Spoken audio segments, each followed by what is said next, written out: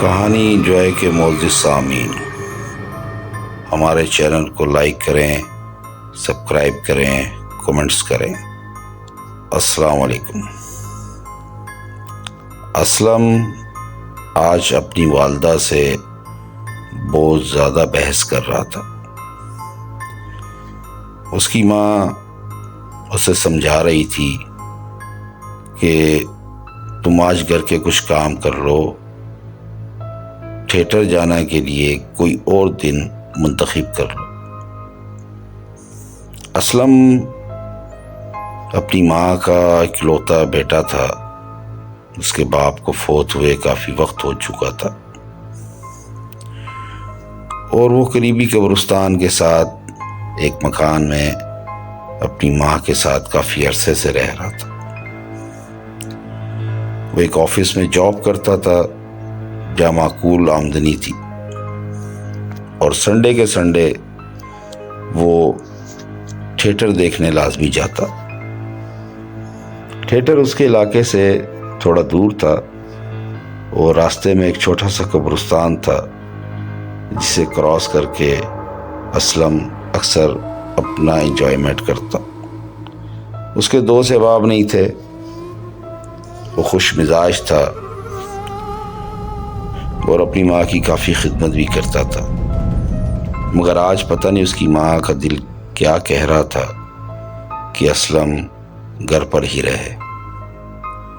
اسلم ضد کر رہا تھا کہ اماں ایک ہی چھٹی ہے، میں تھیٹر دیکھ آتا ہوں، آج فلم بھی بہت اچھی ہے اور آپ مجھے جانے دیں۔ وہ اکثر جایا کرتا تھا، یہ کوئی نئی بات نہ تھی۔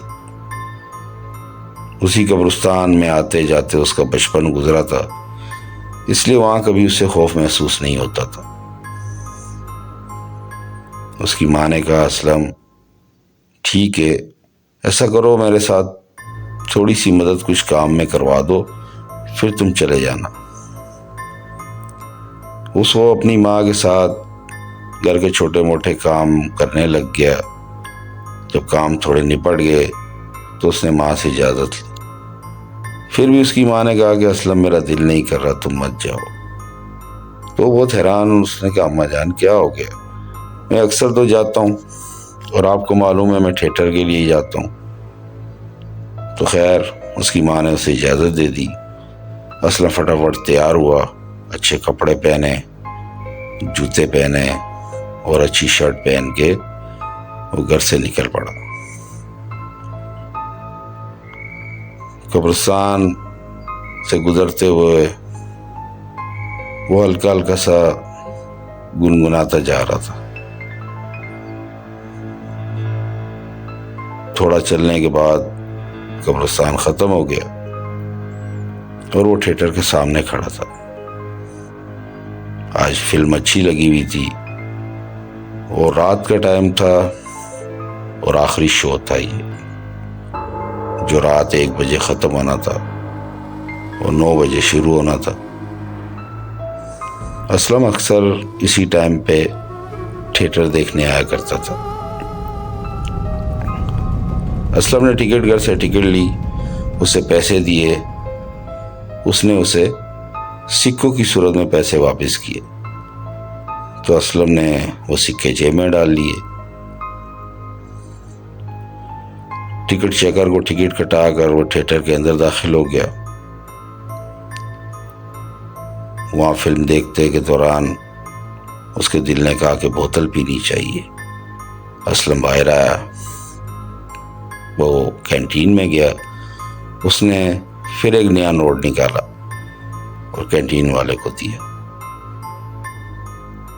اسلم بہت خوش تھا، وہ بڑے ہنسی مذاق کے لہجے میں بوتل والے سے بوتل پینے لگ گیا، اور اس نے جب بقایا پیسے دیے تو وہ بھی سکوں کی صورت میں تھے، اس نے وہ بھی دوسری جیب میں ڈال لیے۔ اسلم پھر تھیٹر میں داخل ہو گیا۔ تھوڑی دیر بعد وہ پھر باہر آ گیا۔ اصل میں اسلم اپنا یہ دن بہت انجوائے کرتا تھا، اور اسے جو دل کرتا وہ کھاتا، اور اکثر وہ بہت کھاتا تھا۔ وہ پاپ کارن کے والے کے پاس گیا. اس نے کہا بھائی پاپ کارن دے دو. پاپ کارن کو لے کے اس نے کھانا شروع کر دیا. اسے بھی اس نے ایک نیا نوٹ دیا اور واپسی میں جو چھٹے اس نے دیے وہ بھی سکوں کی شکل میں تھے. ابھی اسلم اتنا مست تھا کہ اسے اندازہ ہی نہیں ہو رہا تھا کہ اس کی جیب میں کافی سکے جمع ہو گئے. تھیٹر میں شور شرابہ تھا اس لیے اسے محسوس نہیں ہو رہا تھا. وہ جب بھی چلتا تھا تو اس کی جیب میں تھوڑی چھنچھناہٹ سی رہتی تھی. تھیٹر میں کئی بار وہ باہر آیا, کئی دفعہ اندر گیا. اس نے اچھے سے مووی دیکھی, انجوائے کیا, کھایا پیا. جب وہ باہر آیا تو رات کا تقریباً 1 بجنے والا تھا. جتنے بھی فلم دیکھنے والے, تھیٹر دیکھنے والے تھے وہ مختلف علاقوں سے آئے تھے. وہ اپنے اپنے راستے کو چلے. اسلم نے بھی گھر کا راستہ لیا اور چل پڑا. کچھ بھی ہو, قبرستان کی ایک ہولناکی ہے. قبرستان سے رات کے گزرتے ہوئے اچھوں کے پسینے چھوٹ جاتے ہیں.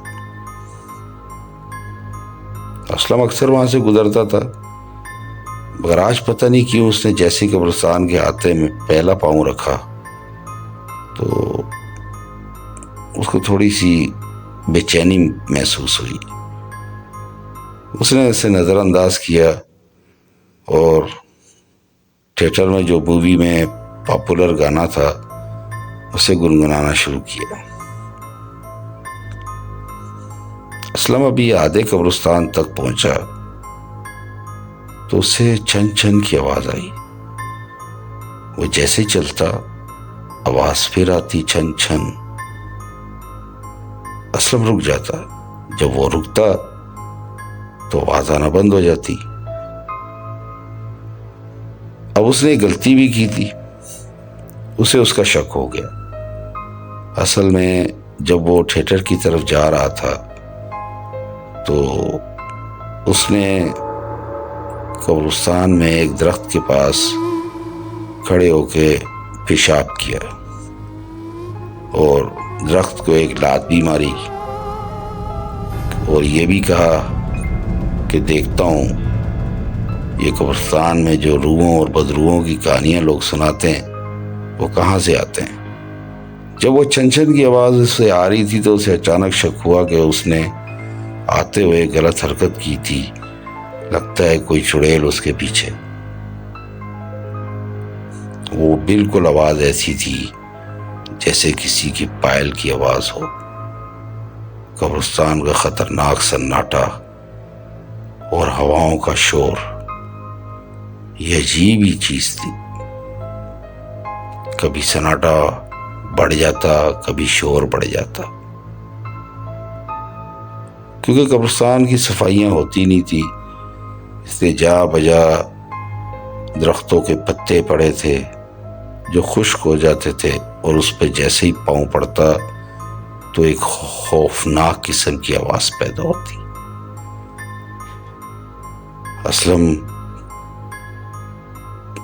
تھوڑا اور چلا تو اچانک پھر اسے چھن چھن کی آواز آئی.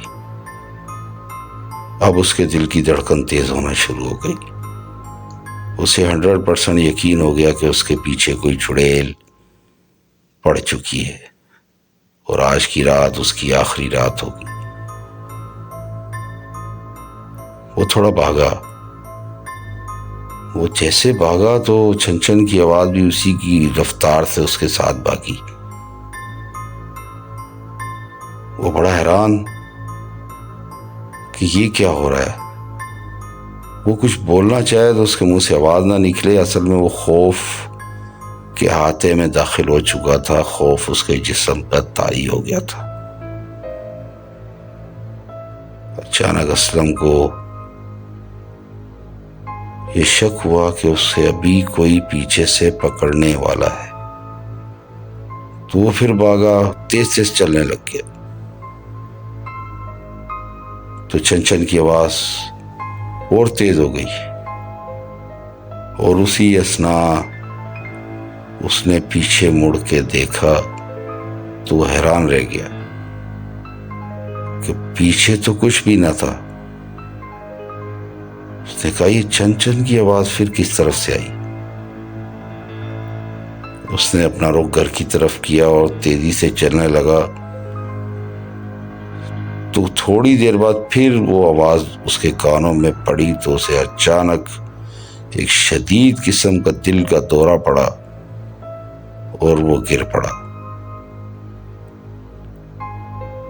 اور گرتے ہوئے اس نے اپنی جیب سے وہ سکے گرتے دیکھے جو کینٹین میں بے احتیاطی میں شغل خوری میں وہ اپنی جیب میں ٹھوسے جا رہا تھا، پر اب اس کے دل پہ اٹیک ہو چکا تھا اور مدد کے لیے وہاں کوئی نہ تھا۔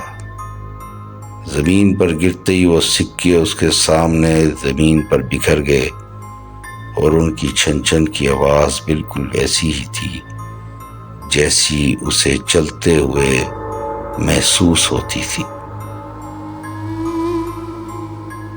اسی جگہ پڑے پڑے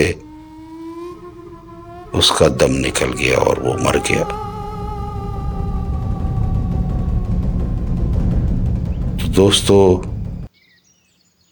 آپ کو یہ کہانی کیسی لگی؟ اچھی لگے تو لائک کریں، کمنٹس کریں، سبسکرائب کریں۔ شکریہ۔